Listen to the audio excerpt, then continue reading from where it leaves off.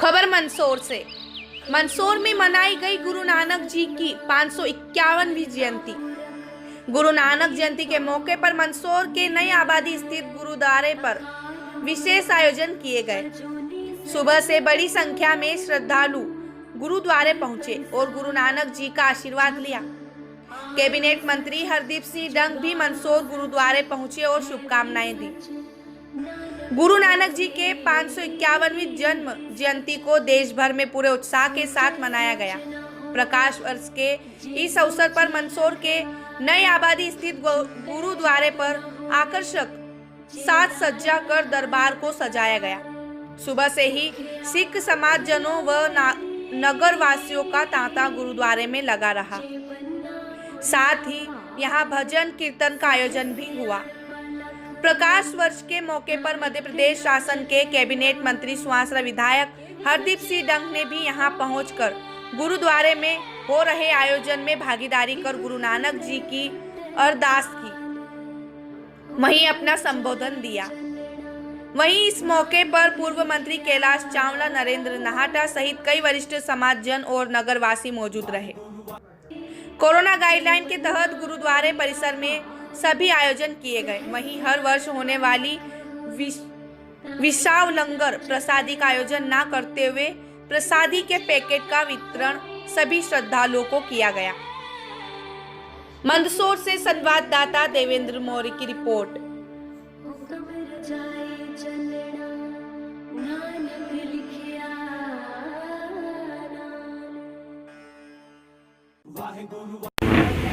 ये गुरु नानक जयंती के उपलक्ष्य में कार्यक्रम किए जा रहे हैं। इसमें अभी लंगर की व्यवस्था भी की जाएगी। अभी माननीय मंत्री जी हरदीप सिंह डंग और सांसद जी गुप्ता जी पधारे हैं, तो उनका स्वागत किया गया।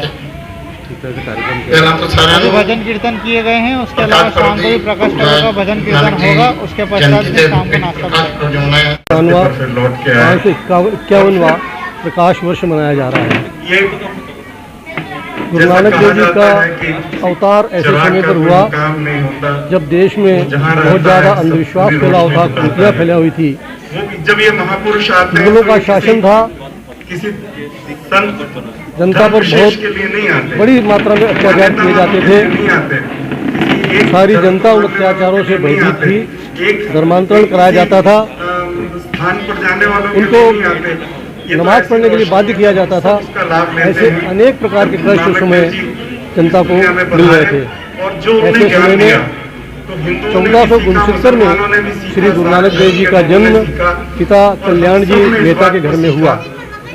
7 साल से लेकर 13 साल की उम्र तक उन्होंने शिक्षा प्राप्त की, जिसमें संस्कृत और फारसी 2 विशेष विषयों की उन्होंने शिक्षा प्राप्त की। लेकिन चूंकि वो तो स्वयं ईश्वर का अवतार थे, सारा ज्ञान उनके पास था। एक दुनियादारी पूर्ण करने के लिए उन्होंने शिक्षकों के यहाँ पर जाकर शिक्षा प्राप्त की और वो शिक्षक भी समझ गए कि ये व्यक्ति कोई बहुत बड़ी हस्ती है, जिसको हमारी शिक्षा की आवश्यकता नहीं है। 18 वर्ष की उम्र में उनकी शादी हुई।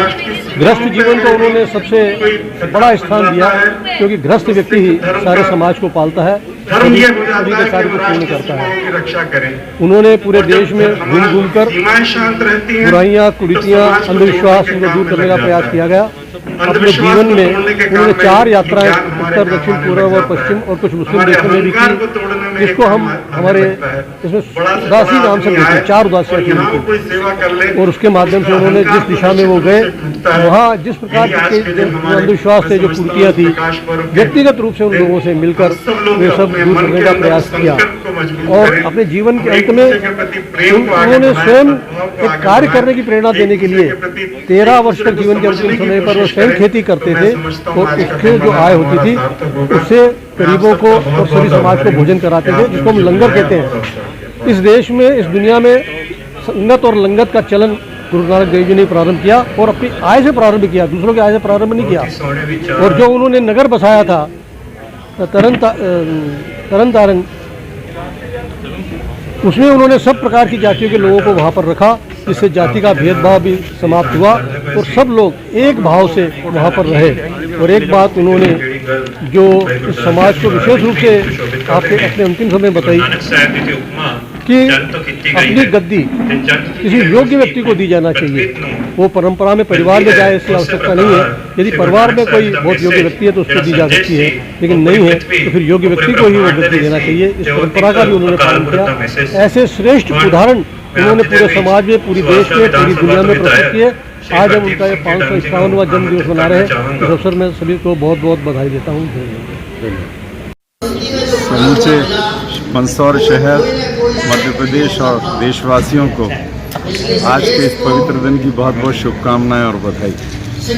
गुरु नानक देव जी का जन्मदिन मनाएं, ये प्रकाश पर्व मनाएं, ये तभी सार्थक होगा जब हम उनके बताए रास्ते पर चलें और जो शिक्षा उनने हमें दी है उसको अपने आचरण और व्यवहार में उतारें, समाज में एकता बनाएं, नफरत को दूर भगाएं, मन के अहंकार को तोड़ें, हम उन रूढ़ियों और विकृतियों को तोड़ें जिनने हमारे धर्म को कलंकित किया है, हमारी सोच को कलंकित किया है। तो मैं समझता हूँ आज का दिन मनाना हमारे लिए बहुत सार्थक होगा।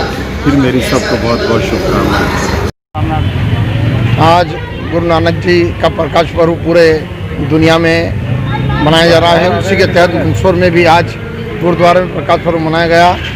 कीर्तन, भक्तिभाव, प्रार्थना सब यहाँ पर हुई, अरदास हुई और आज सभी भक्तजनों ने गुरुद्वारे में इसका आनंद लिया।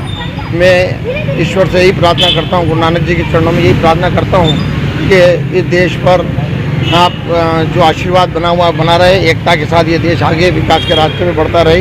इन्हीं शुभकामनाओं के साथ सबको मैं बधाई देता हूँ।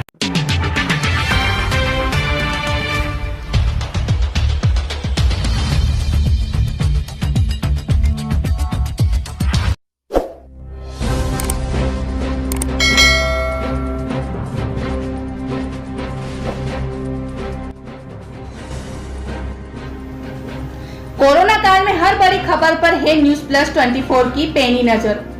क्षेत्र की सबसे बड़ी खबरों की जानकारी के लिए देखते रहिए आपका क्षेत्रीय न्यूज चैनल न्यूज प्लस 24। क्षेत्र की तमाम बड़ी खबरों के लिए बने रहिए न्यूज प्लस 24 के साथ। हमारे यूट्यूब चैनल को सब्सक्राइब करना ना भूलें।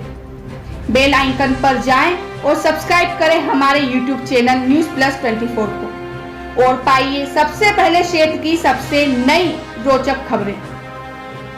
YouTube चैनल के साथ ही आप टीवी चैनल पर भी ले सकते हैं क्षेत्रीय खबरों की जानकारी। जनता के मुद्दों को प्राथमिकता से उठाता रहा है न्यूज प्लस 24। आगे भी बना रहे आपका सहयोग। ज्यादा जानकारी के लिए करें YouTube चैनल न्यूज प्लस 24 को सब्सक्राइब या RSC digital Garod news channel पर देख सकते हैं प्रसारण। रात 9 बजे, सुबह 8 बजे व दिन में 12 बजे प्रसारित होता है समाचार बुलेटिन। साथ ही यदि आप देना चाहते हैं कोई सुझाव तो करें कमेंट्स बॉक्स में कमेंट। न्यूज प्लस 24, सच्चाई आप तक।